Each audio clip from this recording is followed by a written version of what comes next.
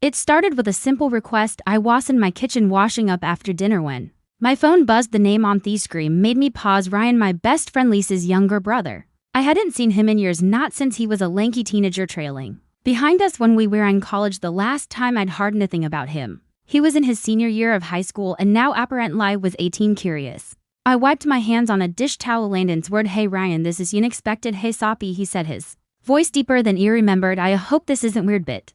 I really need a favor." I smiled. "Depends on the favor." He hesitated, then sighed. "Can I come over? I don't want to do this over the phone." A flicker of concern ran through him. "Are you okay?" "Yeah, I promise. I just need to talk." His tone was nervous, almost embarrassed. I glanced at the clock. It was only 7:30 p.m. With a quiet sigh, I nodded. Even though he couldn't see me, "All right, coming over." I had barely set my phone down when my mind started racing. I hadn't thought about Ryan in years. To me, he had always been Lisa's kid brother, the one who hung around the house, dropping on our conversation string too hard to be cool. But now I realized he wasn't a kid no more. By the time the doorbell rang, I was oddly nervous, shaking off the feeling. I smoothed my sweater and opened the door. Ryan stood there, tall and lean, his broad shoulders filling the doorway. His dark hair was slightly tousled, his jaw sharper than he remembered. But it was his eyes, warm, uncertain, searching, that made me pause. "Hey," I said, stepping aside. "Hey," he echoed, walking past me. "Has smelled faintly of colon and something else, something familiar and undeniably ground. Want something to drink?" I escaped, trying to ignore the strange tension in the air. "And I'm good." He ran a hand through his hair. "Thanks for letting me come over." I leaned against the counter, folding my arms. "So what's this about?" He exhaled slow. "I need your help with something. Gets kind of awkward." I raised a brow, waiting. Ryan hesitated, his fingers tapping against his jeans. "I need a woman's perspective, someone I trust." My curiosity denned on his eyes, flicked up to morning, filled with both determination and ease. "I've never been with anyone before, and I don't want my first time to be some random meaningless thing." The words hung in the air like a static charge. My breath felt my heart stumbling over itself. "Ryan," my voice was softer. "No, careful. I know it's crazy." He rushed on, his ears ringing. I trust you. You're the only person I could ask." A blink, trying to process what he was saying. He wasn't joking. There was no laughter in his eyes, no smug arrogance, just raw sincerity and earnest from someone standing at the edge of something new. A strange, unexpected warmth spread through me. It wasn't just the request itself, it was the way he looked at me, the quiet respect in his expression. I took a slow breath. "Ryan, that's a big thing, Tosk." "I know," he said quickly, "and I don't expect anything." He broke off, rubbing the back of his neck. "I just wanted to ask." For a long moment we stood in silence. The air between us felt thick, charged with something neither of us fully understood, and yet beneath it all, there was something undeniable, a shift, a possibility, and for the first time in a long time, I felt something awaken inside him. I sat down, pressing my palms against my knees, trying to steady the whirlwind of emotions inside me. Ryan was still standing, shifting his weight, his shins tucked into the pockets of his jeans. He looked at me expectantly, but there was no pressure in his expression. On Listy, I let out a slow breath. "How had I gotten here, Ryan?" I started, carefully choosing my words. "This isn't something to take LLY. I know," he said, quickly stepping forward. "That's why I came to you. I don't want it to be meaningless. I want to feel comfortable, safe." That word caught me off guard. He trusted me, not just with this request, but with something deeper, his philarity. I read a hand through my hair, buying myself time. What was it supposed to say he was so young, just stepping into adulthood, while I had already lived through so much. And yet, sitting here, I didn't feel like the 50-year-old woman I was supposed to be. There was something about Ryan, the way he looked at me, the quiet intensity in his eyes, that made me forget the years between us. "Ryan," I said again, my voice softer, "this time you'll cold be with someone you're on who's also figuring things out." This jaw tightened. "I don't want that." "Why?" "Because I don't want to stumble through it," he admitted. "I don't want awkward, rushed, careless. I want something real." His eye searched mine. "You always felt real to Mezipi. Even when I was younger, I could tell you were different. You weren't like Alyssa's other friends. You actual list, and when I talked, you never brushed him off." Swallowed. I hadn't realized he noticed those things. "I don't want to be a mistake for you, Ryan," I said quietly. He exhaled, taking a slow step closer. "You wouldn't be something a booth way," he said. It made my stomach flutter. This wasn't just about curiosity.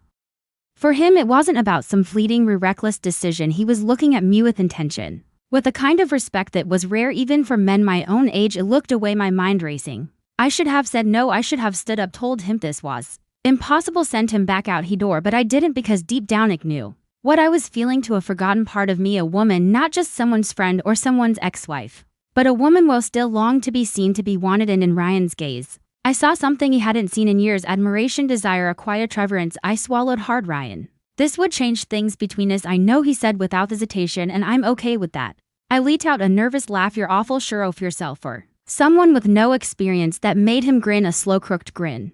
That sent an unexpected warmth through me maybe. But I know what I want. The room felt smaller, the air thicker, my pulse quickened. As Ryan took another step close enough now that I could see the tension in his jaw, the way his fingers twitched slightly like he wanted to reach for me, but was holding himself back. I could stop this, I could tell him no, and pretend none of this ever happened, or I could acknowledge what he already knew deep down. I wanted this to maybe not just because of him but because of me, because it had been so long since someone had looked at me like this, since I had felt something stir inside me.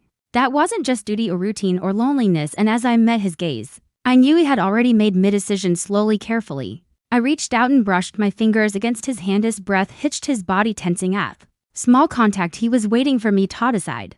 And I looked up at him, my voice barely above a whisper. "Are you sure about this?" Ryan nodded, his Adam's apple bobbing as he swallowed more than anything. I let my fingers slide over his palm, our hands intertwined, and then finally I pulled him toward me. Ryan's fingers tightened around mine, his warmth seeping into my skin as we stood there caught in the fragile space between hesitation. Answer under 1,000 thoughts rushed through my mind, questions, warnings, reasons to pull away. But none of them felt as real as the steady rise and fall of his breath. The quiet anticipation in his gaze. I had spent so much of my life putting others first, being their responsible friend, the supportive ex-wife, the woman who always thought things through.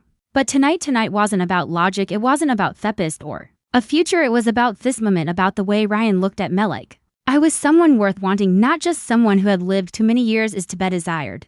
I reached up, my fingertips sprung against his cheek, his skin was warm, smooth, untouched by time in a way that made me hyper-aware of my own fine lines. But when he leaned into my touch, closing his eyes for a brief second, I realized that none of that mattered. I had spent so long thinking my best years were behind me, that passion, desire, being seen were things I wouldn't never look back on with nostalgia. But here in the stillness of me living room with Ryan standing so close, I felt something awaken inside me. Wanted this, a shaky breath left my lips as I whispered, "Are you sure?" Ryan nodded, his voice steady. Yes, that was all I needed. I closed the space between us, pressing my lips against his. In a slow, tentative kiss, Ryan tensed for a heartbeat before melting into it. His finding my waist, unsure, beautiger. The kiss was soft at first, delicate. But then his fingers tightened against my hips and something shifted. There was an urgency beneath his hesitance, a hunger wrapped in restraint. And God, when was the last time someone had kissed me like that, with reverence, with the kind of quiet awe that Mada made my chest ache? We pulled apart, breathless eyes searching each other's faces. "Did I do that right?" he asked, a small nervous chuckle escaping his lips. He smiled, my thumb grazing against his jaw perfectly. Ryan exhaled, his grip on my waist relaxing. "Sophie, I don't want this to be a mistake for you," I swallowed, holding his gaze. "It's not. And I meant it, because no matter where this led, no matter what tomorrow brought, tonight was ours." For the first time in years I let myself feel, and I wouldn't regret it. The morning light crept through the curtains, golden and soft, painting the room in his glow. I sat on the edge of my bed, staring out the window, lost in thought. Ryan had already left, flipping out with a quite goodbye, a lingering glance that said more than words ever could. I expected regret to settle in, embraced myself for guilt, for self-reproach.